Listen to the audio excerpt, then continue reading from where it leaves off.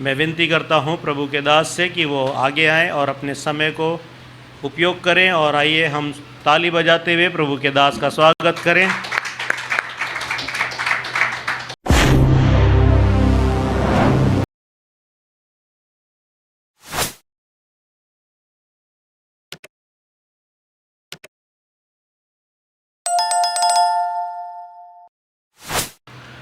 परमेश्वर का धन्यवाद हो, उसने एक और अवसर दिया उसके वचन में से सीखने का।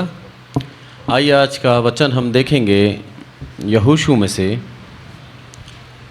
यहोशू पहला अध्याय और उसका 5 आयत से पढ़ें।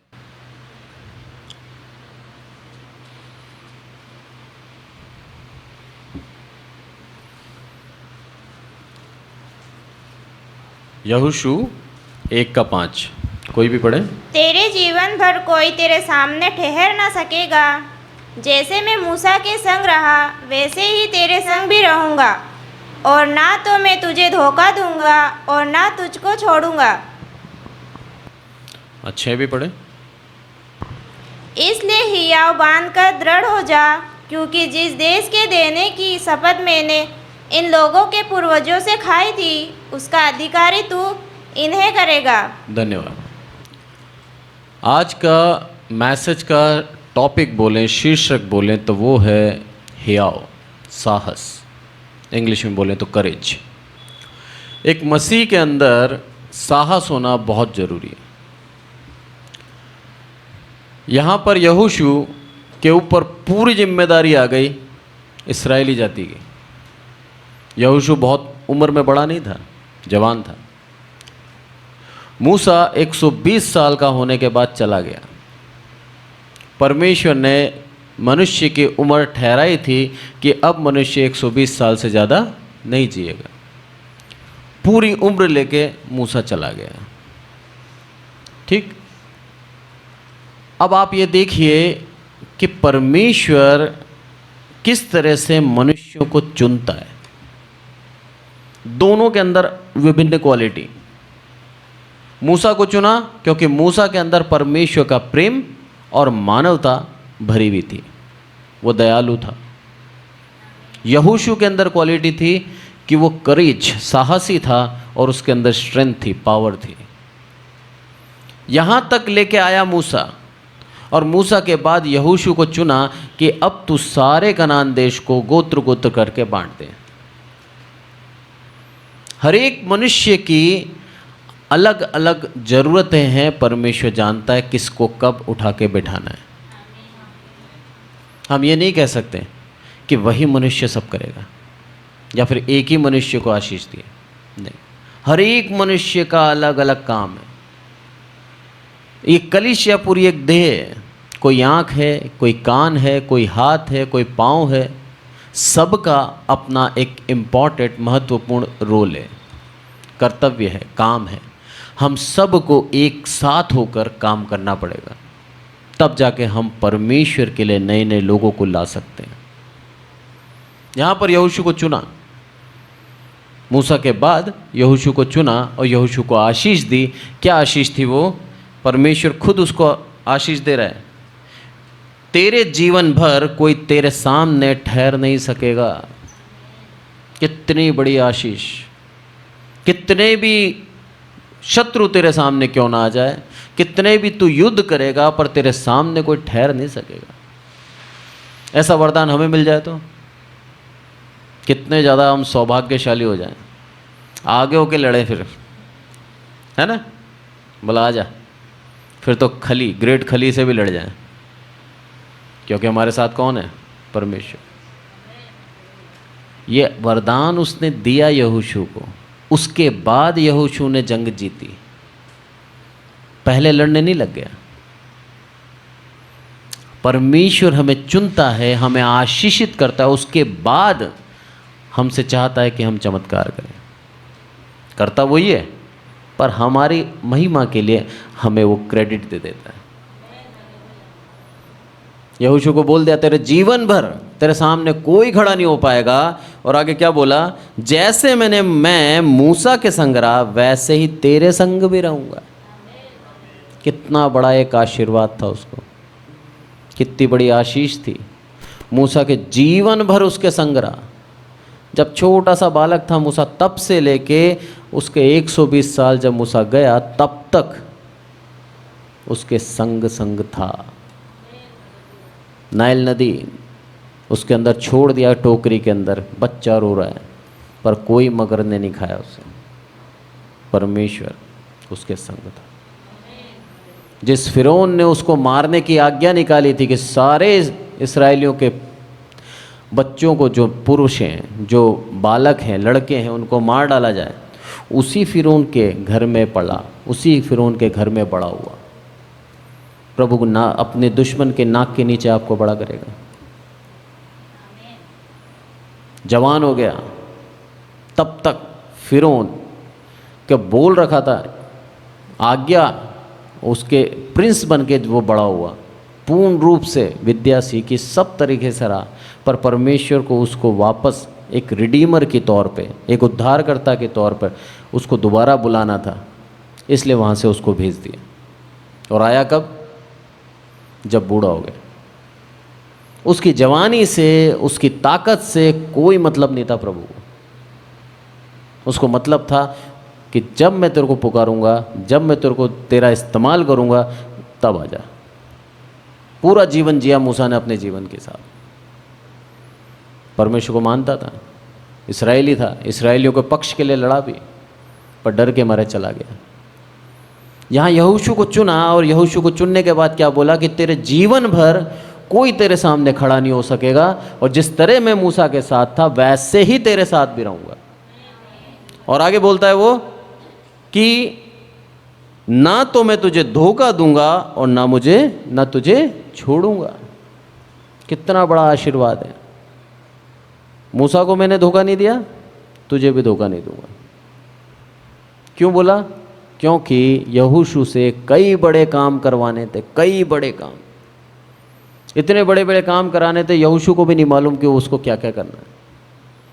पूरे इस्राएली जाति को, जो लाखों की संख्या में, स्कॉलर्स कहते हैं कम से कम 20 लाख लोग थे, बच्चे, बूढ़े, जवान, स्त्री, सब मिला के 20 लाख लोगों को उनको शहर में बसाना आम बात नहीं है।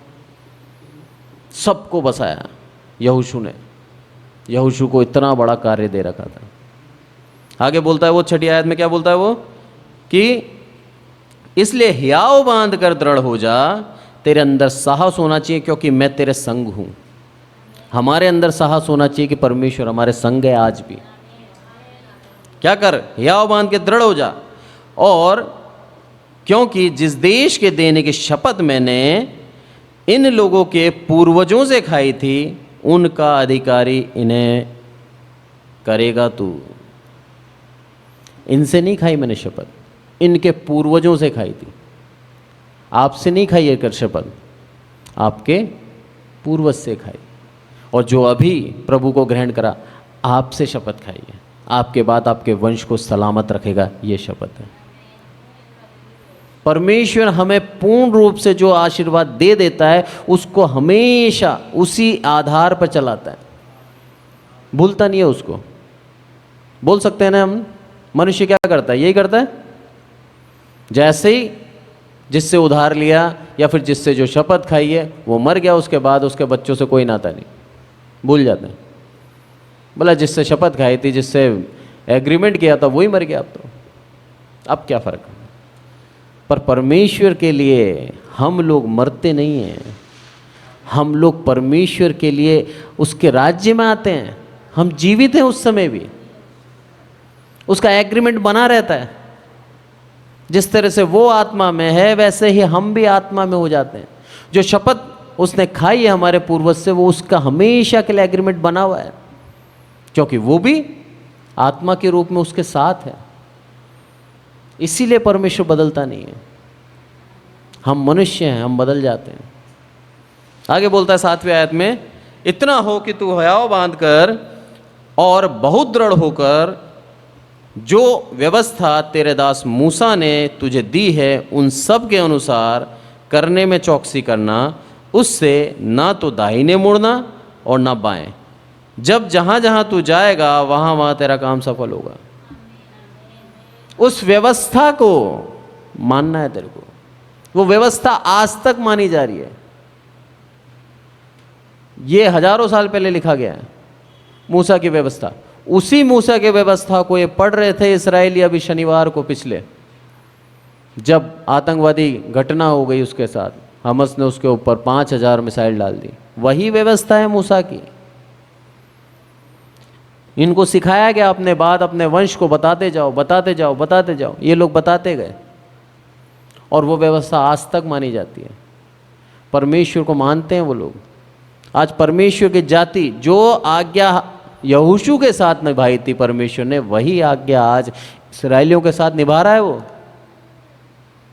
तुम हारोगे नहीं, तुम जीतोगे, क्योंकि मैं तेरे संग हूं, मैं तुझे धोखा नहीं दूंगा। वो आज्ञा उसने हजारों साल पहले खाई थी। जो आशीर्वाद उसने दिया था वही आशीर्वाद आज तक है, क्योंकि प्रभु का वचन कहता है कल, आज और युगानुग में एक सा हूं। इसलिए बोलता है वो कि जो मैंने व्यवस्था तेरे मूसा ने, तेरे गुरु ने तुझे दी है, वही व्यवस्था को तू मानना और उससे ना दाएं मुड़ना ना बाएं मुड़ना। मीन्स उसके अंदर कुछ ऐड नहीं करना है। यहोशू चाहता तो कर सकता था। यहोशू के बाद कितने आए और न्यायी आए, न्यायी के बाद राजा आए, पर जो मूसा की व्यवस्था थी वैसी की वैसी आज तक है। बदल सकते थे ना, जैसा आज इंडिया में भी हो रहा है। जो संविधान बनाया था उसके अंदर अनुच्छेद पे अनुच्छेद लगाए जा रहे हैं, हम अमेंडमेंट जोड़ते जा रहे हैं साहब। अब ऐसा होगा, अब ऐसा होगा। क्यों? क्योंकि राज्य हमारा है, हम जैसा चाहे वैसा कर सकते हैं। यहोशू भी चाहता तो कर सकता था, पर उसको जो हिदायत दी थी परमेश्वर ने, जो आज्ञा दी थी परमेश्वर ने, उस आज्ञा से वो नहीं मुड़ा। यही काम था, यही कारण था यहोशू का सफल होने का। हम यदि जीवन में सफल होना चाहते हैं तो उसकी आज्ञा से नहीं मुड़े। जो आज्ञा उसने दी है हमें, वो आज की नहीं है, हजारों साल पहले की है। तब से लेके आज तक दुनिया उसको मानती आ रही है। हम उसके अंदर कुछ बदलाव ना करें, बेहतर होगा हमारे लिए। अगर हम करेंगे तो हम परमेश्वर के विरुद्ध खड़े होते हैं, क्योंकि उसने बोला, यहोशू से आज्ञा दी है कि तू उसके अंदर बदलाव ना करना, वैसे के वैसे मानना। हम उसमें बदल नहीं सकते। आगे पढ़ें 9वीं आयत। क्या मैंने तुझे आज्ञा नहीं दी? या बांधकर दृढ़ हो जा, भय ना खा और तेरा मन कच्चा ना हो, क्योंकि जहाँ जहाँ तू जाएगा वहाँ वहाँ तेरा परमेश्वर यहोवा तेरे संग रहेगा।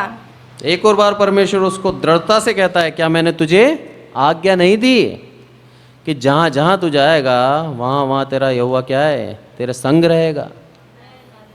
अब डरने की कोई बात है क्या?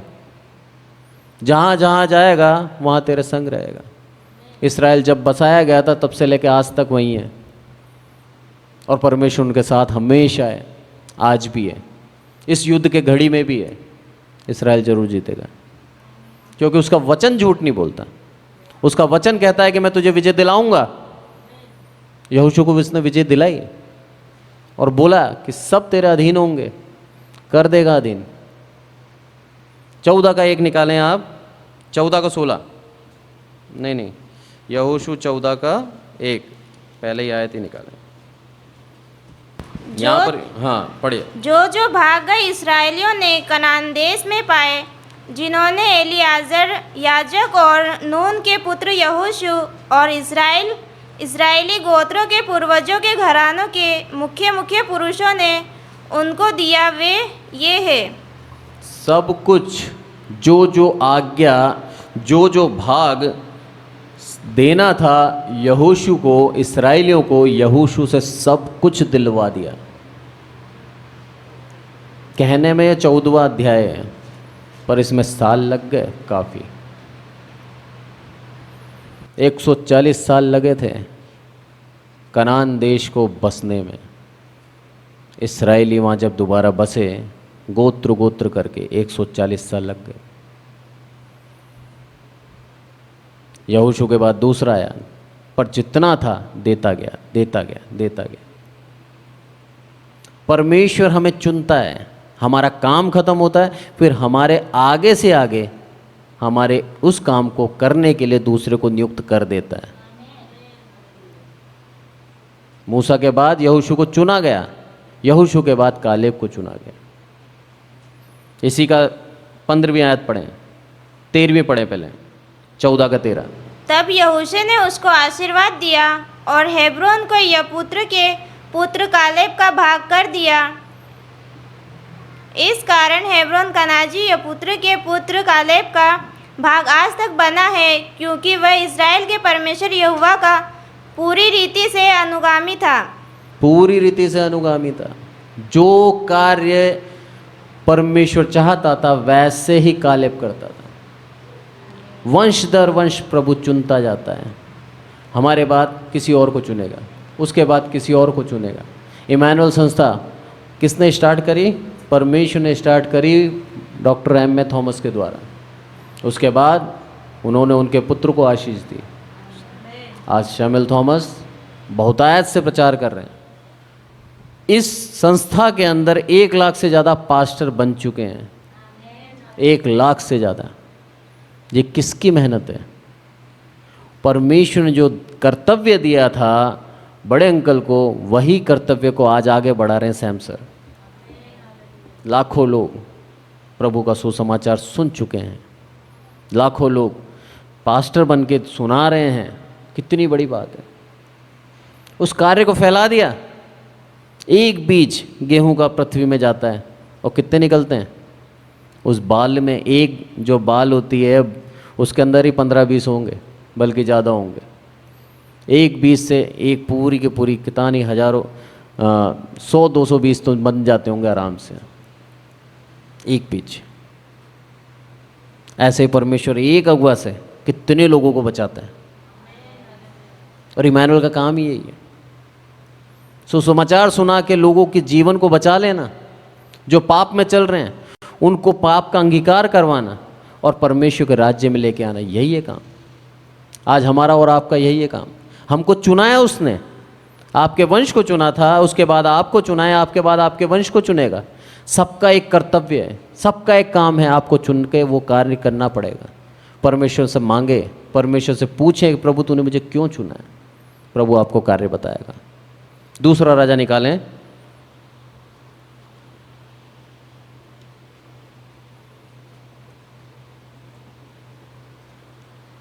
2:9।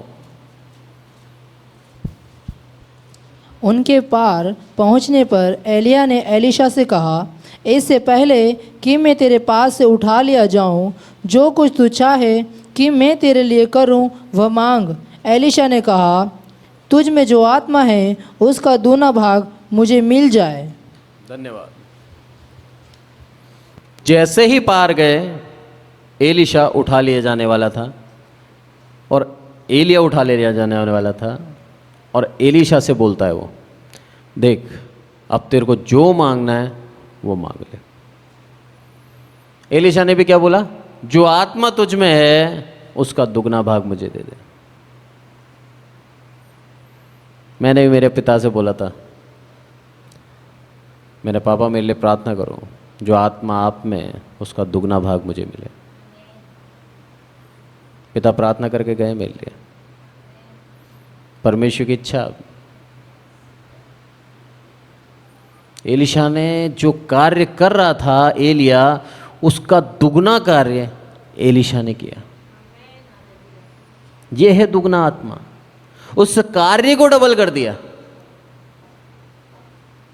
परमेश्वर हमसे चाहता है कि हम उस कार्य को डबल कर दें। डबल से चौगुना होगा, चौगुना से 8 गुना होगा। फैला दें, बढ़ा दें, क्योंकि वो हमारे अंदर वो आत्मा देता है। हमारे को इसीलिए चुना है उसने कि हम उसके कार्य को बढ़ाते जाएं, बढ़ाते जाएं, बढ़ाते जाएं। प्रेरितों के काम निकालें, 4:13। जब उन्होंने पतरस और यूहन्ना का साहस देखा और यह जाना कि ये अनपढ़ और साधारण मनुष्य है, तो आश्चर्य किया। फिर उनको पहचाना कि ये यीशु के साथ रहे हैं। क्या बोला? ये अनपढ़ और साधारण लोग। अरे इनके अंदर कोई क्वालिफिकेशन नहीं है, कोई पीएचडी नहीं है, किसी को मैथ्स नहीं आती, कोई इंग्लिश बोलना नहीं जानता। अनपढ़ लोग इतनी बड़े बड़े आश्चर्य कर्म कैसे कर सकते हैं? इतने बड़े बड़े कार्य कैसे कर सकते हैं? ये समाज किस तरह से तोलता है हमें? हमारी पढ़ाई के द्वारा, हमारे पैसों के द्वारा, हमारे रहन सहन के द्वारा, ऐसे ही तोलता है ना हमें। पर यहां पर कैसे तोलता है प्रभु? हमारे दिल के द्वारा। परमेश्वर को मानना, उसकी आज्ञाओं को मानना यदि हम चाहते हैं तो प्रभु के योग्य हैं हम। कुछ नहीं देखता वो, पढ़ा है, अनपढ़ है, कैसा है, कुछ नहीं देखता। बस हमारा दिल देखता है कि सच में ये मुझे प्यार करता है या नहीं करता। क्या बोलता है यहां पर कि जब उन्होंने पतरस और यूहन्ना का साहस देखा, यह है सबसे मेन बात, उसका साहस। वो साहस कब आता है? जब परमेश्वर हमारे साथ होता है, ऐसे ही नहीं आता। उनको मालूम था कि प्रभु यीशु मसीह मेरे साथ है, यही साहस था उनका। भला हमें मार दे तो मार दे, भला मेरे प्रभु को सूली पे चढ़ा दिया, वो तीसरे दिन जी उठा, अरे हम भी उसके साथ हो जाएंगे। वो खुशी थी उनको, भला मर जाए तो बढ़िया है, पर जितना जीवन दिया है प्रभु यीशु मसीह के कार्य को पूर्ण रूप से करेंगे। यही साहस था उनके अंदर। उनको मृत्यु का भय खत्म हो गया था। रीज़न यही था। क्यों खत्म हो गया था? क्योंकि उनको मालूम था मृत्यु के बाद अनंत जीवन उनका इंतजार कर रहा है। आज हम क्यों भयभीत होते हैं? कहीं ना कहीं डाउट है, क्या स्वर्ग जाएंगे? नहीं गए तो अभी भी पाप बहुत हैं, अभी भी जीवन में झूठ निकल जाता है मुंह से, अभी भी क्रोध करते हैं, अभी भी घमंड है। प्रभु कैसे अपनाएगा? पर जब हमें विश्वास हो जाएगा, निश्चय हो जाएगा कि आज मैं मरूं, आज ही स्वर्ग राज्य जाऊंगी या जाऊंगा, उसी समय हम क्या हो जाएंगे? निश्चिंत हो जाएंगे। हमारे अंदर साहस आ जाएगा। कोई मारता है तो मार दे। मेरे पिता को कभी डर नहीं था जीवन में, कभी डर नहीं। विजिटिंग जाते थे, लोग बीच में रोक के बोलता दोबारा आ मत जाने, टांगे तोड़ दूंगा। बोला अगली बार फिर आऊँगा। फिर जाते थे, फिर प्रचार करते थे। डरते ही नहीं थे मृत्यु से। मारने की कोशिश भी करी, बचा लिया प्रभु ने। कैसे प्रभु बचाता है हम नहीं जानते हैं। हमारे विद्रोही कितने पीछे हैं हमारे, हम नहीं जानते। पर परमेश्वर हमें प्रत्येक दिन नया जीवन देता है। रीज़न यही है, उसकी महिमा करें। एक उद्देश्य के लिए उसने हमें चुना है, एक उद्देश्य के लिए उसने हमें आगे बढ़ाया है। हमारे कर्तव्य हमें पूरे करने हैं। इसलिए आगे क्या बोलता है? इसी का 14 पढ़ें। उस मनुष्य को जो अच्छा हुआ था उनके साथ खड़े देखकर वे विरोध में कुछ न कह सके। जो अच्छा हुआ था, कौन अच्छा हुआ था? याद है आपको? इसका गाना भी है, silver and gold have I none but such as I give I thee, in the name of Jesus Christ rise up walk and डम। सुंदर फाटक पे बैठा जन्म का लंगड़ा, खड़ा कर दिया था एक बार में इन्होंने। बोल दिया था सोना चांदी नहीं है मेरे पास, पर मेरे पास जो है वो प्रभु यीशु मसीह का नाम है। उस नाम से तुझे कहता हूं खड़ा हो जा। खड़ा हो गया। आश्चर्यचकित हो गए ये लोग, जन्म के लंगड़े को खड़ा कर दिया। ये आत्मा था उन दोनों के अंदर, वही आत्मा आज हमें दिया है। विश्वास रखें, जो विश्वास कर रखेंगे वो जरूर चमत्कार देखेंगे। यूहन्ना, पतरस, ऐसे लोग जो अनपढ़ हैं, काम क्या कर रहे हैं? बड़े से बड़े वैद्य नहीं कर पाए, डॉक्टर नहीं कर पा रहे, वो काम कर रहे हैं। कौन बड़ा हुआ? पतरस और यूहन्ना बड़े हुए। हमारी वो प्रार्थना काम कर जाती है जो काम डॉक्टर नहीं कर पाता। किस पढ़ाई का घमंड करेगा डॉक्टर? किस बात का घमंड करें कि मेरी नॉलेज, मैं जो दवाई लिखूंगा वो ठीक करेगा? हमारा विश्वास वो ठीक करेगा, प्रभु यीशु मसीह के नाम वो ठीक करेगा। वही था उनके पास, और जो था वो दे दिया, निस्वार्थ मन से दे दिया, पूर्ण रूप से इसी सेवा में लग गए कि जो प्रभु यीशु मसीह ने सिखाया है मुझे वही मैं करूंगा, और वो करते गए, जीवन के अंत तक करते गए। शहीद कर दिया गया उन्हें, पर उनकी शहादत व्यर्थ नहीं गई। हजारों साल हो गए, यूहन्ना, पतरस, इन्हीं के सुसमाचारों को हम सुना रहे हैं, इन्हीं के वचनों को हम बांट रहे हैं। क्यों बांट रहे हैं? क्योंकि इसमें सच्चाई है। एक और आयत निकालें, फिलिपियों 1:12।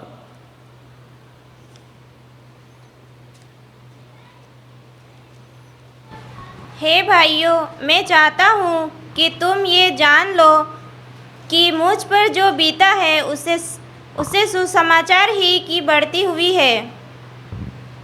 13 भी पढ़े और 14 भी पढ़े। यहाँ तक कि कैसर के राजभवन की सारी पलटन और शेष सब लोगों में ये प्रकट हो गया है कि मैं मसीह के लिए कैद हूँ, और प्रभु में जो भाई है उनमें से सब अधिकांश मेरे कैद होने के कारण हियाव बांधकर परमेश्वर का वचन निधड़क सुनने का और भी साहस करते हैं। क्या बोला? पौलुस कैद कर लिया गया। क्यों कैद कर लिया गया? ये वही पौलुस है जो पहले मारता था, शाऊल था जब, और प्रभु यीशु मसीह के सुसमाचार को सुनाने नहीं देता था। आज यही पौलुस को कैद कर लिया गया। जो इसने किया इसके ऊपर वैसा ही हुआ। जब ये कैद हुआ होगा तो इसको एहसास तो हुआ होगा कि मैंने भी करा था, मैं भी ऐसे ही मारता हुआ लेके आता था लोगों को, बंदी गृह में डाल देता था। आज प्रभु मेरे साथ भी ऐसा ही हुआ। पर सोचिए, इसने सवाल नहीं करा प्रभु से। ये नहीं बोला उसने कि प्रभु यीशु मसीह अब तो मैंने तुझे ग्रहण कर लिया, उसके बाद भी मैं कैद क्यों हुआ?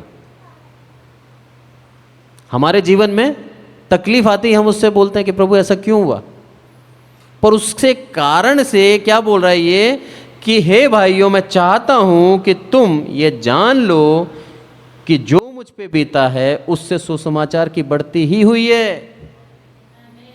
हर एक बात में सुसमाचार की बढ़ती, ये है पहली बात, ये है प्रथम चीज जो हमारे जीवन में होनी चाहिए। हमारा क्लेश, हमारा दुख, सब कुछ में सुसमाचार की बढ़ती होनी चाहिए। पौलुस को समझ में आ गया, क्योंकि ये पौलुस और परमेश्वर का प्रेम घनिष्ठ था। हमें समझ में नहीं आता क्योंकि हमारे प्रेम में वो दूरी है, हम सवालों में उलझे रह जाते हैं। अगर हम उतना ही प्रेम रखेंगे, उतना ही अगर हमारे अंदर है वो जज्बा, तो हम उसके हर एक जो कार्य हमारे जीवन में होते हैं, अच्छे बुरे, हम समझ जाएंगे उसमें उसकी बढ़ती है, उसकी महिमा के कारण हुआ ये। पौलुस तुरंत पहचान गया कि ये जो मैं कैद हुआ हूं इससे क्या हुआ। वो लोग जो डरते थे पहले, आज निधड़क होकर बिना डरे प्रभु का सुसमाचार सुना रहे। अकेला पौलुस सुना रहा था निधड़क होकर, अब ढेर सारे जो पौलुस जैसे हो गए हैं सुना रहे हैं। सुसमाचार पहले ज़्यादा फैलता या बाद में ज़्यादा फैलेगा? बाद में, क्योंकि ज़्यादा लोग सुना रहे हैं। परमेश्वर हमें कई बार बॉर्डर में ले लेता है, बांध देता है, और हम सोचते हैं ऐसा क्यों हुआ, पर उसके पीछे उसका बहुत बड़ा एक राज है। साहस, हियाव रखें हमारे जीवन में, सब कुछ करेगा प्रभु, और हर एक कार्य के पीछे उसकी कोई योजना है, ये विश्वास रखें।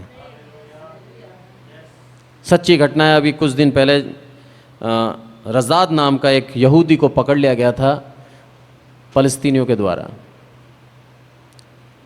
अब युद्ध चल रहा है वहाँ पर, उसको पकड़ा, और उसको पकड़ने के बाद उसकी गवाही है यूट्यूब पे और जगह जगह फैल रही है, लोग बाग शेयर कर रहे हैं। रज़ात क्या बोलता है, बोला मेरे को जब ले जा रहे थे उनके पास AK-47 थी, मेरे को पीछे की सीट में डाल रखा था।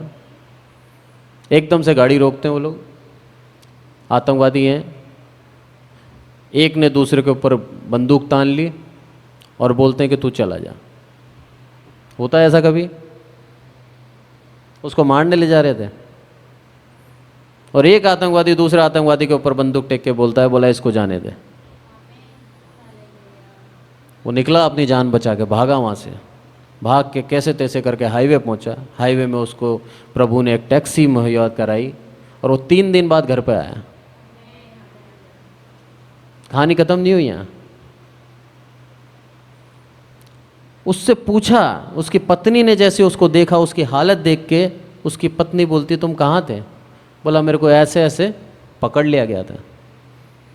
बोला मैंने प्रार्थना करी थी पिछली रात, मैंने प्रभु मेरा पति नहीं आ रहा। उसने स्वप्न में दर्शन देके मेरे से बोला कि कल तेरा पति आएगा। मेरे रोंगटे खड़े हो गए। प्रभु ने उसको खुद को बोला, रज़ात को बोला तुझे मैं छुड़ा लूंगा। वो इतना प्रसन्न हो गया, वो बोलता आपकी दोबारा भी मेरे को पकड़ें, तिबारा भी पकड़ें, कई बार पकड़ लें, मेरा प्रभु मेरे साथ है। वो साहस उसके अंदर आ गया, वो एनर्जी उसके अंदर आ गया। बोला अब मैं नहीं डरता किसी से। बोला मेरी पत्नी को भी वही बोला और मुझे भी वही बोला। ये है सच्चा प्रभु। बोला मेरे प्रभु यीशु मसीह ने मुझे छुड़ाया और किसी ने नहीं छुड़ाया। ये है उसके पीछे चलने का एक महत्व। जो वाचा उसने बांधी थी यहोशू के साथ, वही आज तक रज़ात के साथ भी निभा रहा है। यह है वाचा। हजारों साल बीत गए पर परमेश्वर की वाचा वैसी की वैसी अटल है। बोला मैं नहीं डर, तू किसी से नहीं डरेगा, सबके ऊपर तू विजय प्राप्त करेगा। आज भी इस्राएल सबके ऊपर विजय प्राप्त करेगा। वो परमेश्वर की प्रजा है, परमेश्वर की निज प्रजा है। उस प्रजा में हमें जोड़ा गया है। वो तो जैतून का था, हम जंगली जैतून थे, हमें उसके अंदर जोड़ दिया गया, साँट दिया गया। हम उसकी आशीष में से आशीषित हो रहे हैं। जो खुद आशीषित है उसको प्रभु छोड़ेगा? उसके संग संग है। परमेश्वर इस छोटे से वचन से हम सबको आशीषित करें। आइए प्रार्थना करें। हे हमारे प्रभु, आपका बहुत बहुत धन्यवाद। मेरे प्रभु आपका जितना धन्यवाद दें उतना कम है ईश्वर। सच में मेरे प्रभु हमारे जीवन में हमें साहसी बन के जीवन जीना है ईश्वर। संसार का जो माहौल चल रहा है ईश्वर, जो परिस्थिति है ईश्वर, उस परिस्थिति के अंदर हमें साहसी होना जरूरी है ईश्वर। जगह जगह सताव, जगह जगह परेशानियां हैं ईश्वर। हमें साहसी होकर आपके सुसमाचार को बांटना है ईश्वर, और पूर्ण रूप से हमारे जीवन में जो आपने कर्तव्य दिए वो सारे कर्तव्य निभाने हैं ईश्वर। यही मैं चाहता हूँ ईश्वर। यहाँ पर बैठे हर एक विश्वासी के जीवन में ऐसी अगुवाई करना है ईश्वर, जीवन में एक ऐसा बोझ देना है ईश्वर कि अपने जीवन को पूर्ण रूप से आपके लिए समर्पित कर दें ईश्वर, और अपने जीवन से मेरे प्रभु आपकी आशीष और महिमा हो करें, आपकी महिमा करें ईश्वर। सिर्फ आपकी दया, आपकी करुणा से हो सकता है ईश्वर। हमारे अंदर कोई योग्यता नहीं है ईश्वर। सारी आदर महिमा आपको देते हैं ईश्वर। प्रभु यीशु मसीह के नाम से मांगते हैं, आमीन।